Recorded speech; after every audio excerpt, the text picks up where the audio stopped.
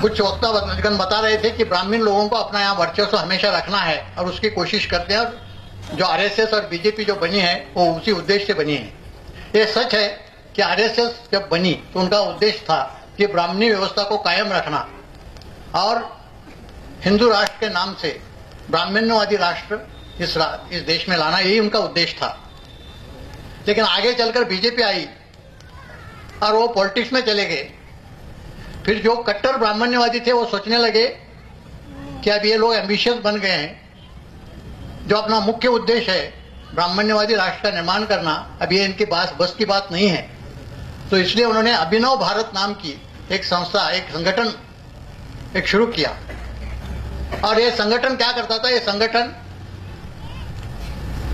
इस देश के प्रमुख शहरों में जाके वहां के जो कट्टर ब्राह्मण्यवादी थे उनकी मीटिंग्स लेते थे, और वो मीटिंग्स में उनका डिस्कशन होता था कि हमें अगर अपने ओरिजिनल एजेंडा के मुताबिक अगर ब्राह्मण राष्ट्र या हिंदू राष्ट्र यहाँ स्थापित करना है तो हमें क्या करना पड़ेगा। तो इसलिए उन्होंने इसराइल से डिस्कशन शुरू किया था, इसलिए उन्होंने नेपाल से भी उनकी बातचीत चली थी, और नागा में जो बंडखोर थे उनसे भी उनकी बातचीत चली थी, और उनके में एक तय हुआ। और जो कर्नल पुरोहित थे, कर्नल पुरोहित आर्मी इंटेलिजेंस में थे, उनको काफी पैमाने पर आरडीएक्स मिलता था, तो आरडीएक्स वहां से ले आते और ये जो अभिनव भारत के लोगों को बम धमाका करने के लिए वो दे देते। और वो फिर एक पैटर्न ऐसा बना कि ये उनको बम धमाके के लिए आरडीएक्स देते थे, अभिनव भारत के लोग बम धमाका करते थे। दूसरे दिन आईबी अलग अलग मुस्लिम संगठनों के नाम से उसे पब्लिसिटी देती थी, और जो मीडिया, जो ब्राह्मण्यवादी पूरी मीडिया है, उसे बहुत ज्यादा पब्लिसिटी देती थी। ये सिलसिला कई दिन तक चला रहा। जब हेमंत करकरे ने ये 3 लैपटॉप हासिल किए, बरामद किए, तो उसमें उनके जो भी मीटिंग थे वो एक गलती किए थे जो ब्राह्मणों ने हजारों सालों में नहीं गलती की, वो गलती उन्होंने इस बार की थी। वो गलती ये थी कि जो भी उनके मीटिंग होते थे उसके वो वीडियो या ऑडियो रिकॉर्डिंग करके वो रिकॉर्डिंग वो अपने लैपटॉप में रखते थे। तो ऐसे 24 मीटिंग के रिकॉर्डिंग ये 3 लैपटॉप में थे। हेमंत करकरे क्या करते थे? हेमंत करकरे एक एक मीटिंग का जो ट्रांसक्रिप्ट है वो देखते थे, जिनके जिनके शक्ल जो भी बड़े बड़े नेता थे, पॉलिटिकल लीडर्स भी थे, रिलीजियस लीडर्स भी थे, बड़े बिल्डर्स और डायमंड मर्चेंट्स, ऐसे बड़े लोग भी उसमें थे। इंडिया के जितने इंपॉर्टेंट ब्राह्मणिस्ट लीडर हैं वो सबकी शक्लें उसमें थी। हेमंत करकरे एक क्लिप देखते थे और उसमें जिनके नाम थे उनको बुला के उनकी पूछताछ शुरू करते थे, उनका इंट्रोगेशन शुरू करते थे। उन्होंने एक क्लिप देखी, दूसरी क्लिप देखी, तीसरी क्लिप देखी, ये सब लोग घबरा गए। और उसमें इतने खतरनाक इंफॉर्मेशन थी। उनका उद्देश्य भी स्पष्ट था। उनका उद्देश्य स्पष्ट था। एक ही मीटिंग का, अगर आप वक्त होगा मुझे वक्त देंगे, तो एक मीटिंग का मैं कुछ बौरा है, 3 मीटिंग का उन्होंने ट्रांसक्रिप्ट किया। बाकी मीटिंग का करने के पहले उनको मारा गया। 24 मीटिंग का उसमें बौरा था।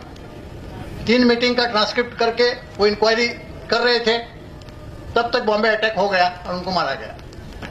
तो उसमें कि 2008 जनवरी में फरीदाबाद में जो मीटिंग हो गई, तो उसका जो ट्रांसक्रिप्ट था वो उन्होंने मालेगांव जो इन्वेस्टिगेशन हुआ उसके चार्जशीट के साथ जोड़ के रखा था, लेकिन वो चार्जशीट कोर्ट में जाने के पहले ही उनको मारा गया।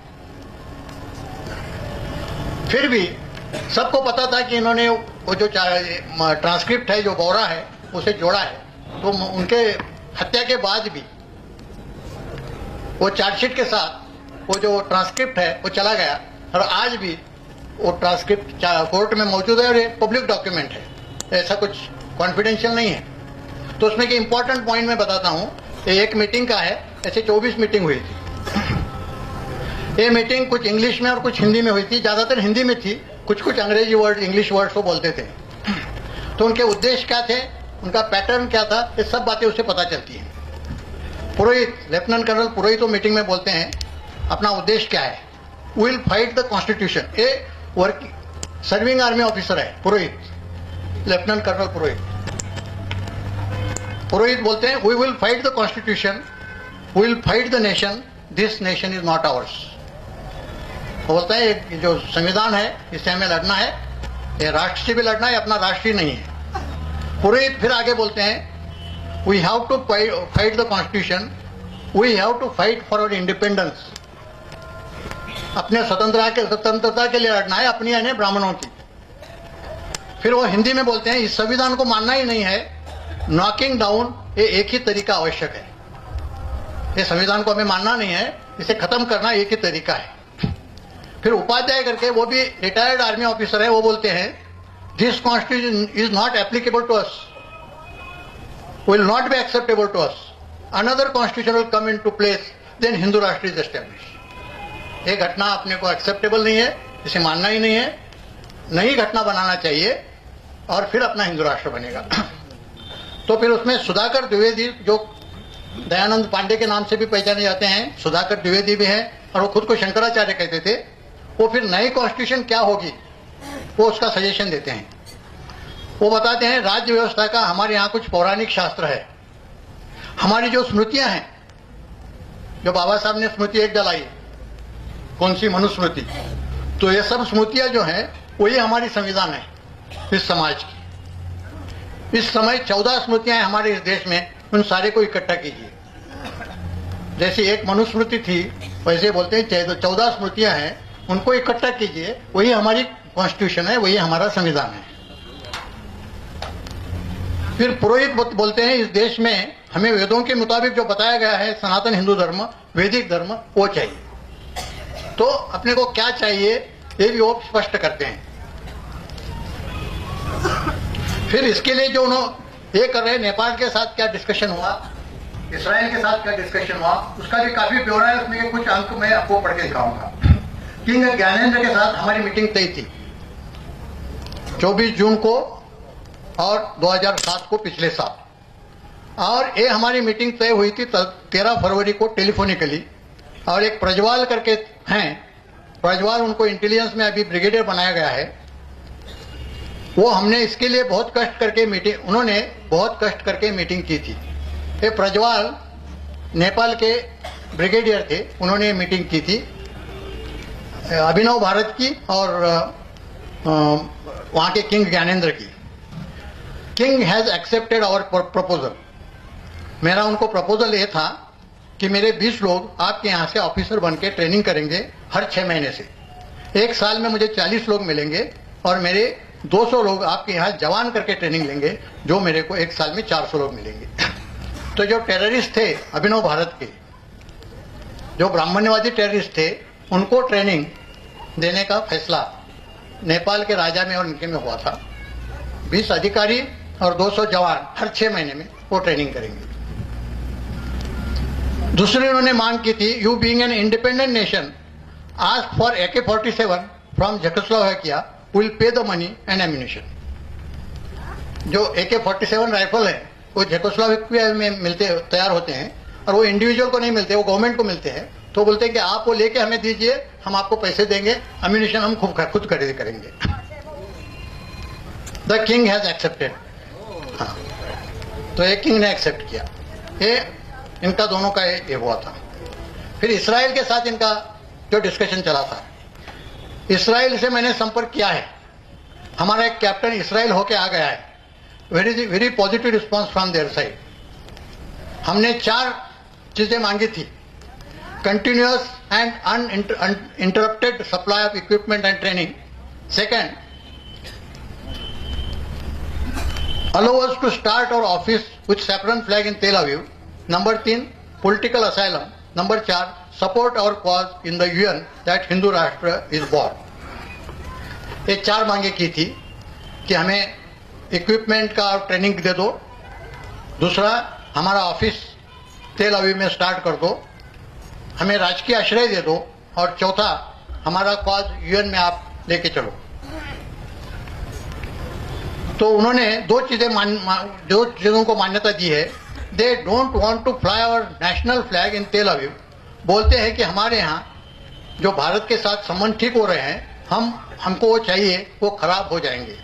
और दूसरी बात ये बोल रहे हैं कि हम आपको जो ये इंटरनेशनल फोरम में इस सिचुएशन में अभी इस हालात 2 सालों तक सपोर्ट नहीं करेंगे। जब तक आपकी मूवमेंट कुछ मोमेंटम गैदर नहीं करती। Political asylum any time for equipment and training once you show something on the ground and और मैं ये अचीव कर रहा हूं। वो बोले कि जो फ्लैग आप लगाने बोल रहे हो हिंदू राष्ट्र का, वो नहीं कर सकते। यूएन में भी आपका कॉल हम अभी नहीं कर सकते लेकिन ट्रेनिंग इक्विपमेंट आपको कभी भी मिलेगा और राजाश्रय आपको कभी भी मिलेगा। तो ये आश्वासन इसराइल से मिला।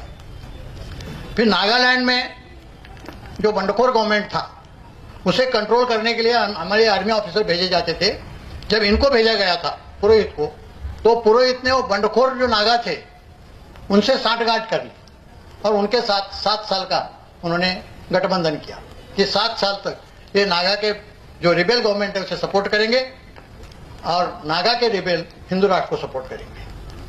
तो उसमें ये बोलते हैं कि आज के तारीख में NSCIM और NSCL का विघटन हो गया है तान सुकों को हटा के, और वो पैरेलल गवर्नमेंट काम कर रहे थे पिछले 50 साल से 55 साल से। NSCL का डिफेंस मिनिस्टर जो है, जब मैं नागालैंड में था स्वामी जी 1993 में, तो उस टाइम उसके ऊपर ज्यादा प्रभाव था NSCL का,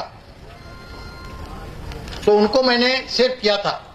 उस टाइम जो डिफेंस मिनिस्टर थे उनका नाम था खेतोसी सेमा। खेतोसी सेमा को मैंने अपने जिम से बाहर निकाला था क्योंकि उनका वहां पे जिंदा रहना मेरे लिए आवश्यक था।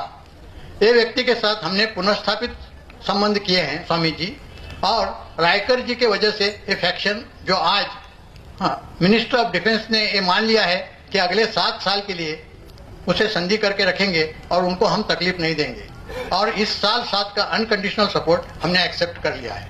तो ये नागा जो रिबेल्स थे उनके साथ उनका संगठन हुआ था। तो ये बातें ये सब कर रहे थे। ये मैं इसलिए बता रहा हूं कि इसमें कितनी इंपॉर्टेंट